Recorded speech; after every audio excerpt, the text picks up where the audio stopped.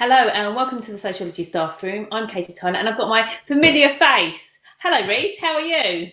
I'm good, thank you. I hear this podcast is becoming as popular as Joe Rogan, which is just what I'm hearing. I'm not sure. I don't know who you're speaking to. Maybe the right or the wrong sort of people. I don't know. Obviously, what's changed for you since we've last spoken? So since we last spoken, I've actually moved to a new position.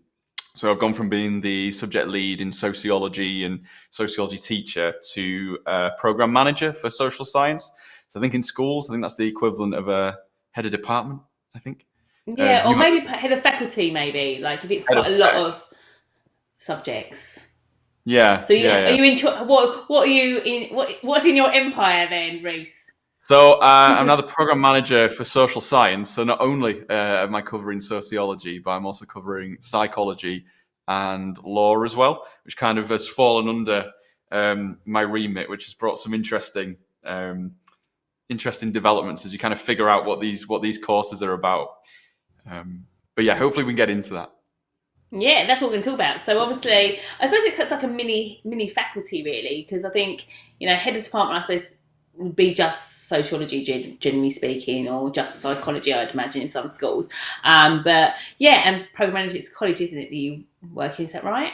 Yeah, yeah. So Leeds City College, and I think as well the social science department is one of the biggest departments. So sociology, psychology, and law are three of the most popular subjects that we actually deliver here. So even though it seems Mm. like it's three subjects, there is a lot of students that fall under our. Yeah, I mean there's massive cohorts generally in most schools anyhow. So how many students have you got in total, roughly?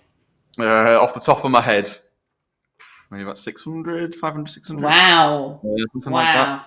wow. It might be a bit less because we're just kind of figuring out Yeah. students move groups and move along, but something in that general ballpark.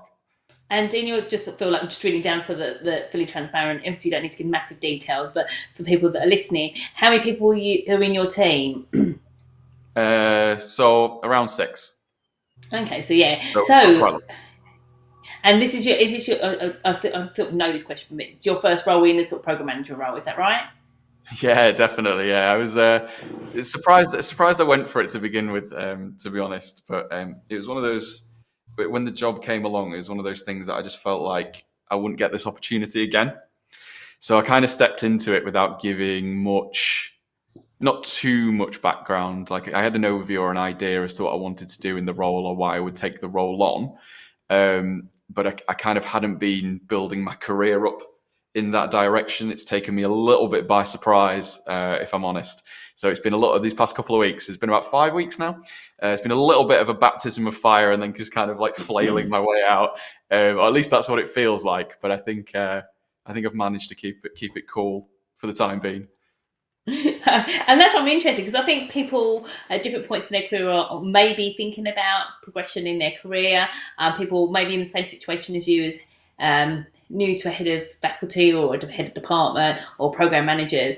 And it's really, I mean, we realise it's just one person's perspective, maybe different context, different number of students, but it's nice sometimes to sort of, I don't know, talk about the trials and tribulations potentially of what that happened. So just out of interest, what made you, because I know you said you wasn't really on your completely on your radar, but it sort of was on your radar. What made you take us back to sort of June, July? What made you apply for it in the end? Because it just was something that opportunity would never come, not never come again, but it was at the right time for you. Was that the main reason you applied for it? Yeah, so I was looking for progression anyway. So I was really interested in doing more development or more work around CPD Mm-hmm. and around training and assessing new teachers. Because I feel like, because I've been teaching these subjects for so long, I felt like I was getting a little bit stuck in a rut.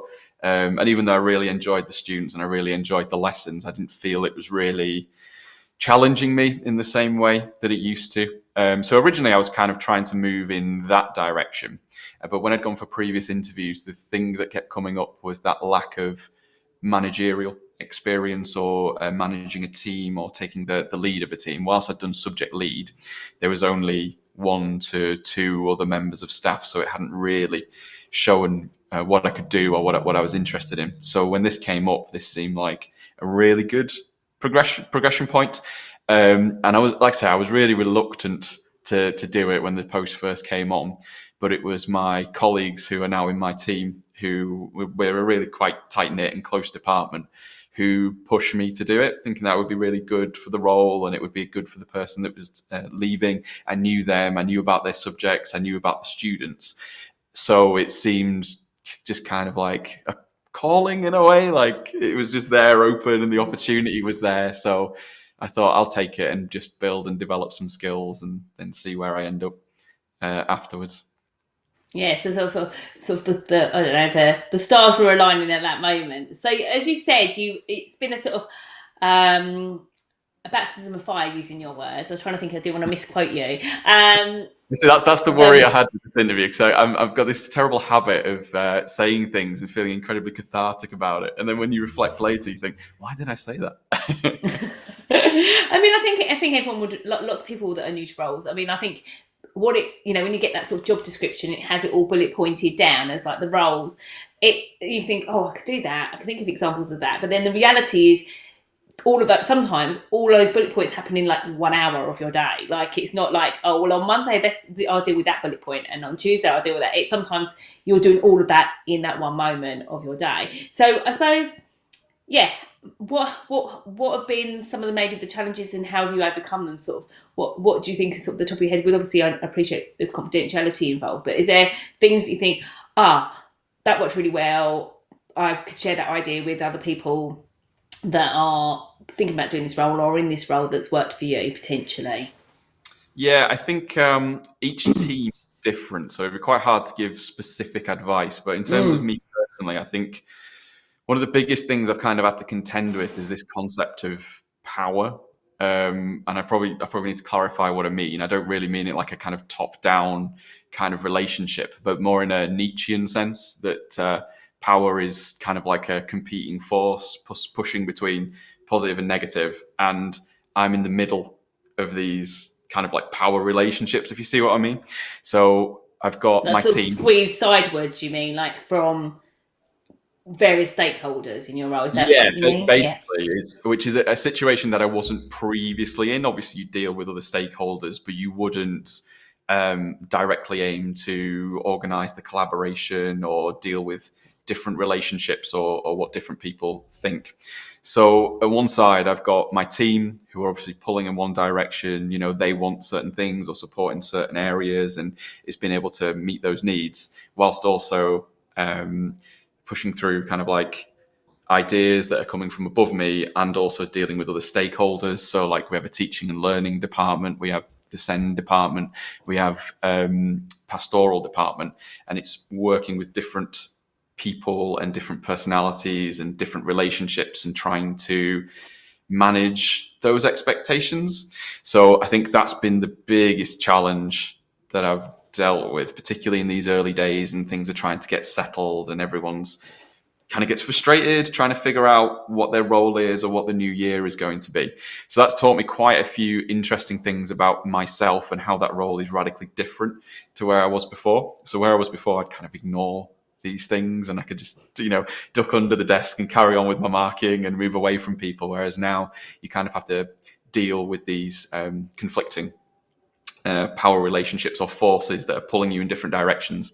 And it's about being able to use that ethically, which was a big thing that I've been working on is, where is one side being unreasonable? Where is one side being reasonable? And what can I reasonably do for someone? And what can I reasonably not do for someone? So that's been a really big challenge, is knowing when to do that without damaging relationships with people. In terms of successes, I've actually done quite a lot of stuff in terms of tracking.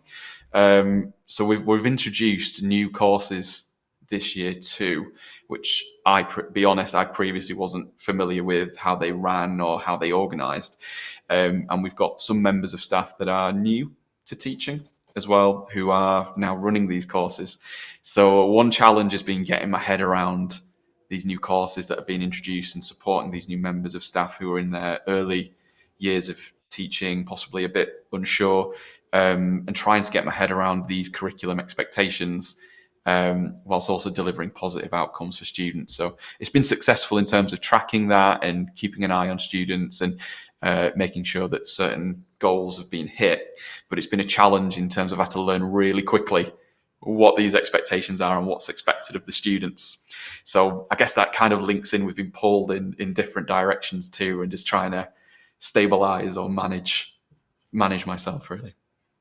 Yeah, so I mean, obviously, I think that's one that's quite a big one is being pulled in different directions. Obviously, you said there's also new subjects. It's almost like quite a lot of different layers in there. What I'm hearing is you've got the new subjects, you've got people that are new to teaching, you've also got subjects that are not new, but then obviously you may not have, or lots of people in the heads, not just yourself, but don't have that expertise within, say, law for argument's sake, or that subject's pre-existed, but not the the expert knowledge around that. And then you've got obviously the being pulled in different ways and stakeholders and what they want from you, and you talk about the ethics. So I suppose if we don't mind touching on a few of those. So how do you manage? You mentioned you do it ethically, but what does that look like? How does that work? Like how do we operationalize that? I suppose is the word I'm thinking. Operationalize is the idea. I'm going to get a little bit like wishy-washy with this one, and I'm going to go a little bit down the as you've probably predicted by now, given we've done this 3 times. I'm going to go a little bit down the kind of philosophical route, but kind of links back to how I operationalize that concept of power, and how do I do that ethically. So it's about knowing when to say, this is the line that's been taken from above. This is what we're doing, and I understand your opposition, but we need to kind of push forward with this agenda. When it's appropriate to kind of be a little bit more assertive in those type of relations, and when it would be reasonable to pull back. So, for example, if staff are asking for help with marking, for example, coming up with solutions to ease people's workloads, or maybe a member of staff wants to have more, we have keep in touch meetings here, where some staff we do once a term or once a month. Other members of staff, it's once a week, which is just checking in. How's it going? What you're struggling with? How's your marking? So that's something where that member of staff might have power, where I'm kind of giving some of my power or control over to them, and then in other times I have to kind of like assert myself, and I guess kind of judging each situation as to when that's appropriate, but then not to kind of drift off too much. That kind of links me into something else that has been on my mind quite a lot in this role, which is the idea of trust. And in particularly because I manage sociology as well now. I've been the subject lead in that for 3 years, and we've holistically organised the soul and how it runs and when assessments are. And I've had to kind of relinquish control of that a little bit. And so, how's that making you feel? yeah, I mean, for me personally, and this is where the catharsism comes in, is I have found that a little bit difficult because I was kind of very on it and very. Everything was very centralized, obviously not over teaching, but just how we delivered the course. And I've had to step back from that a little bit and actually just trust my colleagues. And, my colleagues they are experts in their field. They know what they're doing. They've also had a lot of experience doing that. And that's been the main thing that I wanted to really build within myself, and also create that reciprocal relationship of trust. Like, I trust you to get on with us, do this, and I'm just going to step back. And if there's any problems, I want you to come to me and tell me so that we can then deal with it in that way. So I don't know if you ever heard of Jim Knight. Yes, yeah, I've heard Jim Knight. So Jim Knight, I'm going to kind of, he has quite a good concept on the public and private voice. Where he talks we talk about the same Jim Knight. Is this the instructional coaching Jim Knight? That's right. Yeah. Yes. That's right. The instructional coaching dude. So he kind of says, like, there'll be a public voice where you'll say to someone, is everything okay? Are you comfortable with this? And they go, yeah, it's fine. But actually you can tell there's something underneath there that they aren't fully expressing. So building up that trustworthy relationship, for example, doing the keeping in touch meetings, saying, I'm here to support you, or I can find someone that can help you, really kind of helps bring out that private voice and find out any areas or issues that people are struggling with and help with their development. Because in this role, a lot of it is student-centered and everything is to do with the students, but it's also about supporting my team and ensuring their development, that they can go on and have the same opportunities or enjoyment of their job that I experienced. Yeah, so it's keeping that. It sounds like it's maintaining that communication, isn't it, and sort of checking in on people from a very sort of ethical and moral and sort of person-centered approach. I suppose is like where meeting them where they're at. You also mentioned as well the idea of subjects that are new, but I suppose there's new in two senses, isn't there? There's subjects that are actually physically new this academic year, as well as subjects that are new to you. Obviously, like you said, there's quite a lot. There's a lot to do in sort of the first 4 or 5 weeks of a term, depending when people have come back. How do you prioritise that? Because obviously, sociology, that's there, but obviously, there's still things you might want to amend with that. Is that sort of thing that you mentioned the trust bit? How then do you manage, all these new subjects? Where do you sort of prioritise your, I suppose, management of those? Because there's going to be some subjects you don't know anything about, and they're new to, and as well as those that are new to the department. Yeah, so with that, obviously, when I first came into the role, we got data from. I hate being like one of these data-led people, but unfortunately, it's there. It hangs over us. So I got the data from each of the subjects, and in particular, we're looking at value added. So it's taking a look at the value added scores where the value added maybe isn't what we want it to be, or where we think it could be improved or developed, or even where it is good, seeing how we can develop it. It's about prioritizing those. So obviously the new courses have taken up the majority of my time, just making sure that staff are supported with that. We know how we're delivering with that. We're communicating with the quality team about what we're doing. But in terms of the A levels that we're already running, it's about speaking with staff, saying, this was the value added this year. You've clearly done something really, really good. Can you tell me what those things are, why those worked, and maybe ways that we can streamline them?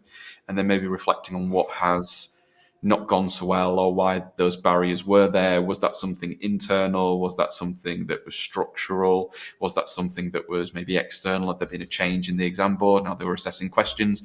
And then what help have we got for developing that? So, for example, in psychology, they do, I forget what the actual official term is, but AQA do it as well. They go through the papers and what's gone well in that Okay. year, or not gone well. Do you remember what they're called? Just like the examiner's report, you mean? They're like the examiner's report, but they do like a meeting, and you can ask Oh them. yes, oh yeah, yeah. I can't remember the name, but I know what you mean. Like at the end, it's around this time of the year, isn't it? October, November. Yeah, I think there's one tomorrow. Yeah. I think there's one tomorrow, but it's about kind of sending staff on those CPD opportunities and reflection opportunities, and kind of comparing it with what they're delivering in comparison to kind of the value added and how we can improve that. Mm. I think that answers your question. I think that's Yeah, yeah. So, kind of on the so right. you prioritise it through data, although that for you feel like, oh goodness, I'm that data led person. But ultimately, it's a starting point, isn't it? Where do I go? Especially if you don't know the subjects that well, it gives you some sort of, like, I suppose, in Durkheim's words, a sort of social fact of information that you sort of can work Yeah. upon and go, right there, that's what I can start on. Especially if it's something you, like you said, don't know so much about. The other one was obviously new staff. Are they actually new this year, or are they new are they new this year, or are they new to just that subject this year? So I have two that are new to teaching. So one person has been a teacher before, but not in the UK. Mm. Another person is a new teacher, and I have a third person that's also a relatively new teacher as well. Mm. So yeah, supporting them tends to be the priority. Mm. And I hate to say it as well, but I do feel I have been a little bit utilitarian in this role, where it's trying to Mm. treat everyone equally and trying to find the most amount of good within the team. So thinking about it in that way, I've spent more time celebrating their successes and checking Mm. in with them, talking about development, and again building those trustful relationships. And I wouldn't have thought I would have been that way. Actually, it's taught me interesting things about myself. Like I wouldn't have thought I would have gone down that All right. utilitarian approach Why? to management. Well, first of all, I think utilitarian's a terrible philosophy that could have only come out of England. So that's kind of one. But I also thought I'd probably take more of maybe like a targeted approach. But I Mm. think because there's definitely, I think again, being cathartic, there's definitely that side of me that wants to just take hold and micromanage people, which I feel every manager probably has. And a lot of that has been about me just trying to step back from that and I guess coaching people and Mm. them identifying what they need. And that internal battle within myself of just building that trust and knowing that they can get along with it and resisting these more toxic urges, as I would probably call them, has been another kind of battleground, really. Yeah, it sounds being really reflective, because obviously I think that's another part that you haven't mentioned, but to be a head of a department, faculty, or a program manager, it's a hugely reflective role, and how it looks now in sort of first 4 or 5 weeks of term might not look how it is in like September or 2 years down the line. And so they, like you mentioned, you sort of do a sort of a fair approach for everyone, and bringing out their strengths. How do you find that's working? So far, I actually think it's working quite well. And luckily, like I say, it was the staff that pushed me into this position. So they already knew me, they knew what I was Mm. like, and I kind of knew what they felt their strengths and weaknesses are. Mm. But what's been quite good is, again, it's those relationships where they will come to me and they will tell me, if they are struggling or want to develop in certain ways, or if there's something else that they want to do. So, for example, one member of staff wanted to run a trip and wanted to ensure that students could get a higher grade on the new course that we had brought in. So they Mm. knew how to get them to pass, but how do we get them to the one above? Um, and then my job was basically try and facilitate how they can do that, or find external contacts so they can do that. Mm. Um, so yeah, I think that Yeah, it kind sounds of like you answers. take quite a yeah. It sounds like you're taking quite a coachy role on. I know that we've I think we've got a future guest in a couple of weeks' time talking about coaching, and we've had guests talk about coaching in the past, and sort of empowering teachers to. You said the word trust, but empowering teachers to find their own ways, their own skills, seems to be sort of central to your, I suppose, leadership style or management style, like at this moment in time. So, where's the next steps? What's the plan for the rest of the half term for you? Where are you? Where is it going next? I think next we just need to kind of steady the ship. So I'm feeling like after enrollment and everything, the ship is very slowly steadying out, and it's about picking up the challenges that come forward. So I mean, for me, like key priorities is making sure that the department's student focused. So with that, we want to kind of monitor attendance. We want to monitor if there's any pastoral issues, and that we're there as quickly as possible to pick those issues up for the students. That students are getting feedback, so they know what to do to improve their next grade, and that assessment is clear. So that's one kind of big priority in terms of what we want to safeguard or move on. The second big thing is staff development. So I want to make sure that we keep encouraging these conversations. Staff are being reflective about what they need to achieve, what they want to do, how they can improve their subject areas. And the final one is kind of increasing collaboration, really. So when I talk about increasing collaboration, it's not just with internal stakeholders, but also external as well.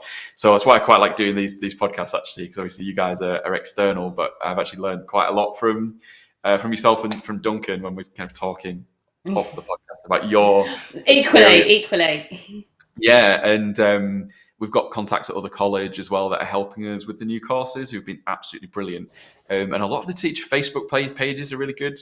So I think I put on one of them a bit of a, can someone just help me out with this course? I'm not quite understanding it. And then so many teachers jumped in to support and help, and shared resources as well, which is just a really, really nice community around these subjects. It's about encouraging staff and our organisation to engage with that. And I think somewhere over the past couple of years, in general, I think marketisation has led schools to be less collaborative and much more like, you are our enemy and we've got to defeat you to attract more students and bring in formula funding or whatnot. And for me, I don't think that's really always the right approach in education, and actually collaborating. Don't sit on the fence, Reece. Don't sit on the fence. I won't sit on the fence, but I don't think it's very, very useful in education, because at the end of the day, we are dealing with people and people's outcomes, and whether that's staff or whether that's student. It's best for everyone if we do work together and do the best for them. Oh, Um, definitely. I mean, the Facebook page, it's lovely to see all teachers from all different experiences and different lengths of being in the career, and where they are on the sort of professional ladder as such, sort of contributing, willing to share their resources or their advice or their time. There's so much of that going on. And I think, like I said, it's great that we're able to do that. And I'm sure that other departments or faculty subjects are doing exactly the same as well. So, is there anything? Last question for you: is there anything you do differently or not from the last four? Is there anything you think?